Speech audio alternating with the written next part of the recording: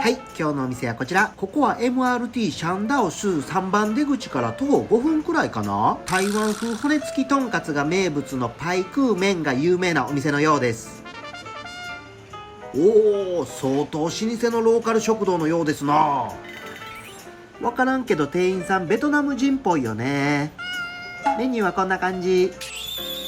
ほな、名物のパイクー麺の羊タンスープ入りと、ルーウェイあるね。ルーウェイは台湾風の煮物料理のことです。ほな、大好きなトーピ湯葉みたいなもんです。あとルーダン煮卵をもらおうかな。没有，然后排骨嗯，有汤的有干的有汤，汤豆皮、豆皮卤蛋。卤蛋。店内もまるで昭和の食堂やな。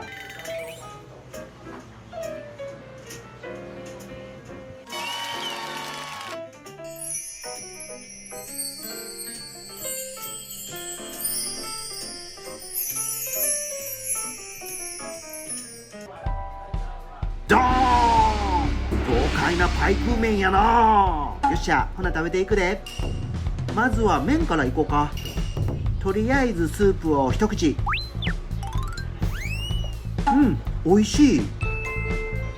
見た目からしてまた味薄いんやろなって思ったけど、ちゃんと出汁が効いてて美味しいね。とはいえこれは味の素的な味覚がするけどね。麺はどうかな。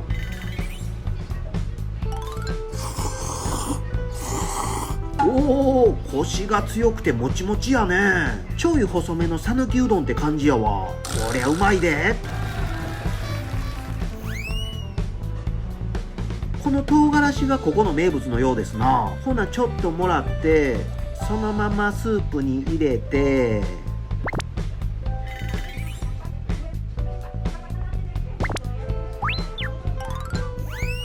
うわ、辛っ。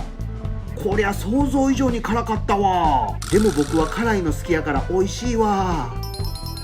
よっしゃ、ほな骨付きとんかつはどないやねん。かー、でけえな。うまー。あー、なるほどな。はいはい、これはね、醤油、料理酒、砂糖、味の素、すりおろし生姜、すりおろしにんにく、それにおそらく卵黄かな。まあこれがレシピやろね。要は鶏の唐揚げと同じレシピですわ。このまま鶏もも肉を揚げたらジューシーでうまい鶏の唐揚げの完成やね。醤油が多めでかなり濃い味付けやから、薄味文化の台湾では珍しいと思うわ。これは日本人の口に非常によく合うやろな。よっしゃ、ほなルーウェイのトーピはどないやねん。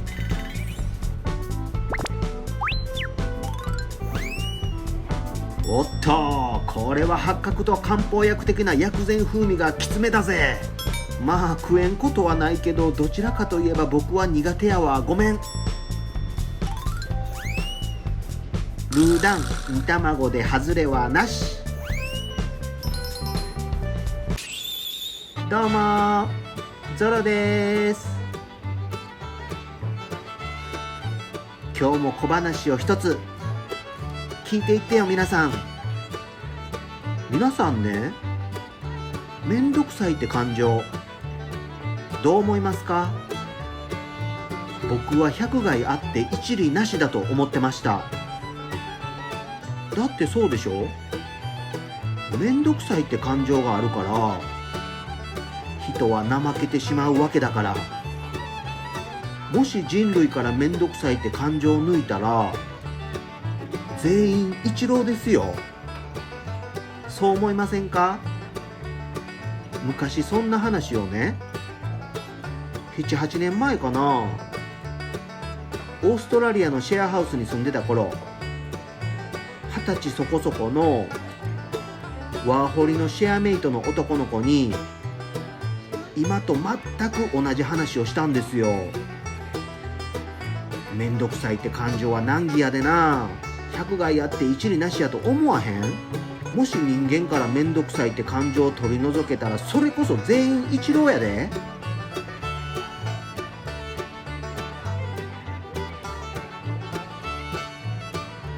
ほんならその20歳そこそこのワーホリの男の子、なんて言うたと思います？でもゾロさん、めんどくさいって感情があったからこそ人類はここまで発展したんだと思いますよ。だってそうでしょ？もしめんどくさいって感情がなかったら僕たち未だに木の枝と葉っぱで火を起こしてると思いますよ。でも人間が火を起こすのめんどくさいって思ったからボタン一つで火が出るコンロができたし、ライターができたと思うんですよね。もうね、ハンマーで殴られたくらいの衝撃でしたわ。目から鱗とはこのことかと。最近の若いやつすげえなって思いましたわ。それが証拠に7、8年経った今でも忘れられなくて、全く関係ないグルメチャンネルでこんな話してるんやからね。はあ、もう最近何よこれ。こんな食レポある？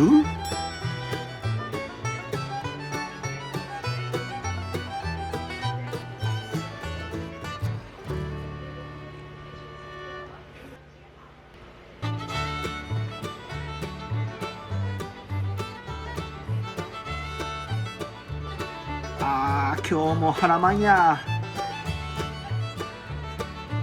いつもありがとう。ごちそうさま。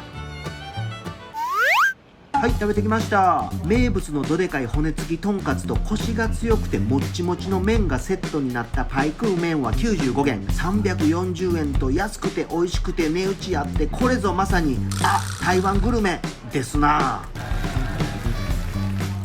このお店のルーウェイ、台湾風の煮物料理はちょっと薬膳風味が強いので好みが分かれそうやなって思いますわ。僕は正直苦手やな。